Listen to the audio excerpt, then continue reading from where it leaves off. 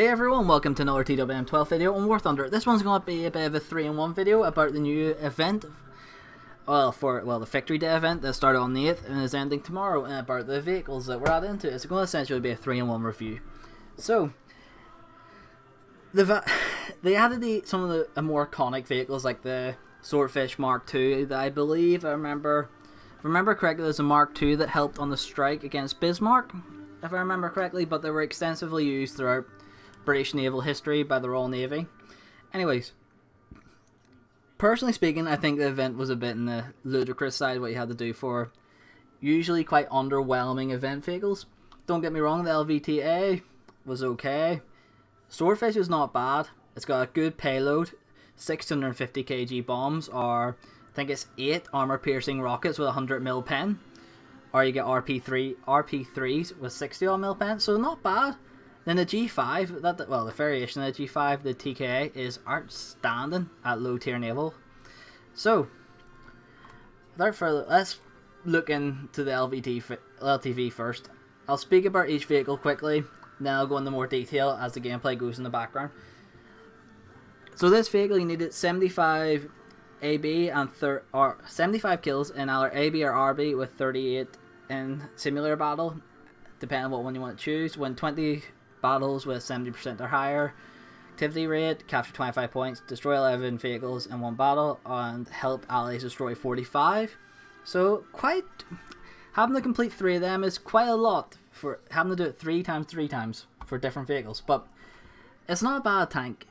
Like, I've had a few games in it that's been really shitty, but that's like every game.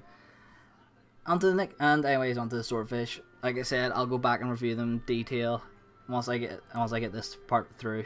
So, next one is the Swordfish, and I only have actually praises for this here. It is outstanding at 1.0. It really is. It's great payload. Like, let's be honest, 6 250 kg, 250 pound bombs. That is outstanding. Or if you really want to go to it, put armor piercing rockets with 100mm AP. There's not many things that are going to be able to withstand it. Even using RP3s on her is bloody dangerous. So not bad for a 1.0. And the last one is, wherever Russia is the G5 TK. Comes with 12.7mm DSHKs and 48x82mm rockets.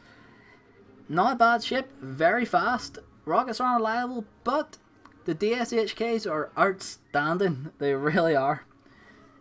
So, while the gameplay goes on in the background of these vehicles, time to get into the actual review of the LVTA-4. So, first thing I want to say about this here vehicle is it only comes with one major type of shell, and that is your M66 Heat with 89mm pen at 0, 77 at 30 degree and 44 at 60 degree. The pen stays the same no matter the distance because it's heat. It does get the M48 high explosive with 10mm pen, but you don't really use high explosive that often. It does get the option to use smoke, so it's not bad that way. Next thing I want to talk about is armor. It's got great turret armor at 50mm, so you can bounce stuff with the turret. However, it is an open top, so fragmentation can kill crew members. But the hull armor is nearly non-existent. You'll see me later on probably in one of the clips bouncing some shots, but that's just me being at a stupidly good angle. And some shots do bounce, but don't rely on the armor to save it. You need to shoot first. I actually had a very good gameplay off it earlier on where I got like 13 kills, but sadly NVIDIA fucked up that, like desperately fucked it up, so I couldn't use it in regard to its audio. Anyways, so the Howitzer is quite slow. I don't mean slow fire rate, the fire rate is outstanding, it's like 4.2 seconds. What I mean by slow is its shell speed. I only think it's about 304 meters a second. It's very slow and the ballistics are very poor. At long range, this tank really does suffer, but when it hits bloody hard. Though I have noticed at times the heat can be unreliable, but admittingly most of that's probably my fault as I never really played the M18, so I'm not completely used to how this short barrel howitzer works. But it's not a bad tank. So it's got a really slow turret rotation speed of 4.6 degrees a second with a maximum of 6 degrees a second depending on crew skill. So it's very slow, so you really need to be thinking on your feet where you want to point this turret. It's not going to react fast. Though it does have great vertical guidance of -20 to +40. So it's not bad overall. It's got actually a pretty good engine. It's pretty fast at 40 kilometers an hour going forward with a 250 horsepower engine. So it's not bad. It's pretty reliable and pretty fast. Overall, it's not a bad event tank. It's just mainly how you play it. I haven't that much luck with it because, well, I'll admit I'm shit with it. But that's my personal opinion on this. I thought it was a shite tank. And as I said, the other CCs, it's probably because the fact is I never really played the M18. So hope every other people enjoy it. It'll take me a while before I enjoy it. Though I will say this, when it works, it bloody well works. It's outstanding that way. So the pros of this tank: you've got an outstanding gun at 1.3 with a great fire rate of 4.2 seconds. You've got decent speed, you have 50 cal on top, and good turret armor. So they're the main pros of this tank, as well as you get, I think it's 5 crew members. So it's not bad overall. Though some of the big cons of this tank is it's got weak hull armor, it's got slow turret reverse and slow vertical guidance, but it's 1.3, what do you expect? That's what happens. Go on to the next one, and I feel bad for saying that I had to play arcade battles. I waited 15 minutes to try and get a game at 1.0 with the swordfish, so I ended up just saying fuck it. So I do apologise and hope you do forgive me for playing an arcade battle in such an iconic vehicle of the Royal Navy. So please forgive me in that one. But overall, it's a pretty decent bomber.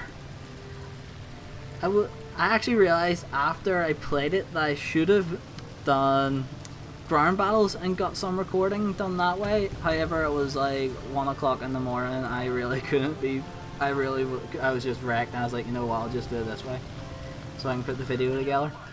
But overall, it's not a bad bomber. It's not the fastest at 285 kilometers an hour, but it has a decent payload with a decent turn time of 14 seconds.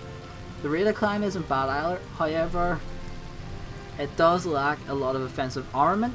It only has 7.7 on the front and a turret of 7.7, and it will face up tiers as it's 1.0 and not a reserve, so you could be going up against 1.3s, 1.7s and 2.0s in her, so you will get killed easily against them. But surprisingly enough, as long as you don't get set on fire, you can take quite a bit of shrapnel. Actually, you can take quite a few hits in this here thing instead and keep her flying pretty well actually. But she's not bad overall, and I hope many of you will enjoy her. I think she'd be great for ground support and CAS, especially if you get good at using her rockets. Because of how slow she can be and how low her stall speed is, I do think she'd be dangerous for CAS, especially if she uses RP3s. But I need to test that out, personally speaking. Though overall I do think this was a nice ad and a very iconic one at that. Though I do feel like they should have maybe lowered the requirements a wee bit. But that's my personal opinion on it. Don't know if you agree with it or not. Anyways, on to the next and final event vehicle. The G5 TK. I know you are probably gonna go, yeah, fuck this, it's the Navy now. But you know what? The Navy was good when it was PT boats. I really enjoyed the PT boat side of the Navy. It was fast paced, enjoyable, and it wasn't fucking broken. But can't really say that. Anyways, the G5, it's a nice wee addition to the 1.3 in Russian tier. It lacks armor, but it is really bloody fast at 102 kilometers an hour. Especially at 16.3 tons. Holy shit, I didn't realize it was that heavy. Though, our 12.7 mils DSHKs are outstanding. They do a really good job. They're powerful, they hit hard, and they really just tear through other people's effectively. They don't have a high fire rate like other ones, but when they hit, they hit. You'll just shred vehicles very quickly in this here thing. Though the rockets on this here are not really what you would call usable. I've managed to get 3 hits with them before. Never got a kill. I just spam them and hope one hits. And the reason being is you've got to aim them different compared to your gun. You'll see a wee vertical reticle in your viewpoint, like on planes, the wee 3-stepper thing. It doesn't match up with your guns, so if you're using it, does knock your guns off point. So you need to be careful and choose when to use them wisely. So I just spam them whenever I think someone's within a few hundred meters, and 9 times out of 10, a couple of them will hit and set them on fire or do some damage that'll panic them a wee bit. But overall, it's not a bad 1.3 grinder for Russia in the Navy tree. Pretty powerful armament in regards to its 12.7s and rockets to back it up, so it's not bad. However, it does lack torpedoes or depth charges, but it does come with smoke, so it's not a bad trade-off. It does well overall though, and it's a nice wee thing to have in the game. There isn't really many cons to it other than it lacks torpedo armaments, but other than that there, it's pretty good. Anyways, so what I actually, with them 3 vehicles being reviewed and talked about there, I want to talk a wee bit about this event. Admittingly, I think the event is a bit ludicrous in regards to what they're expecting for 3 vehicles, especially at this BR. I do feel like they maybe should have lowered the requirements a bit to make it more accessible to people and a lot easier to do, as honestly, like, don't get me wrong, they're not hard tasks, and you do have the choice to buy them with Golden Eagles. But I do feel for getting 1.3 BR vehicles and 1.0 plane, I do feel that was a bit on the over the top side. However, I do understand why they're making it a bit more difficult. They are iconic vehicles and they are rare ones, so it's not, I can't really fault them for it, but I do think they should have maybe thought about it a bit more, maybe made them a bit easier to get. But that's my own opinion on it. Don't know if anyone will agree with me in regards to how they feel when they come to event tasks. If they feel guys sometimes push the boundaries a wee bit too much and they think that they should maybe ease up on it, let me know in the comments. I'll pass on any feedback in regards to events, I always do. Anyways, overall, it's not bad. I enjoyed the reward vehicles. The only one I ever struggled with was the LVTA 4, but I think once I learn how to play it properly, it'll be a decent vehicle. Anyways, hope you all enjoyed it. I have opened up a public Discord if anyone would like to join it. The link is down in the description. Everyone's welcome. I've also opened up a Facebook page, feel to drop a like, and I also opened up YouTube communities. If anyone wants to join it, it's 99p a month. You get live stream emotes and you get videos early. I also have another tier up package, which is $1.99. It comes with all the tier 1, but you also get exclusive wallpapers that I do my best to make. I'm not very good at it. Well, some of them are good, other ones are not the best. I try my best though, because, well, I'm getting there with my graphics pad, Sarah Photoshop, and enhancing the screenshots and photos I take in games and editing them to look good. I'm getting there slowly but surely. Slowly but surely.